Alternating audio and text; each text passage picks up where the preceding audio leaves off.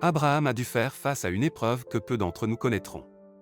Dieu lui a demandé de renoncer à Isaac, le fils que lui et Sarah avaient attendu toute leur vie. Cette demande a brisé le cœur d'Abraham. Pourtant, Abraham a obéi. Il n'a pas discuté. Il n'a pas tardé.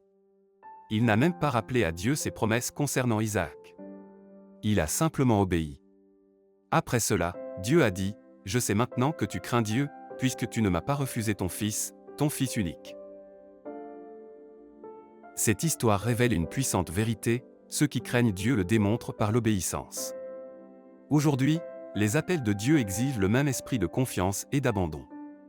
Dans Malachie 3:8, par exemple, il est précisé, « Les dîmes et les offrandes sont la mesure de notre obligation. » Au verset 10, il ajoute, « Apportez toutes les dîmes à la maison du trésor, afin qu'il y ait de la nourriture dans ma maison. » Dieu ne se contente pas de nous demander nos dîmes et nos offrandes, il précise où elles doivent être déposées, dans sa maison.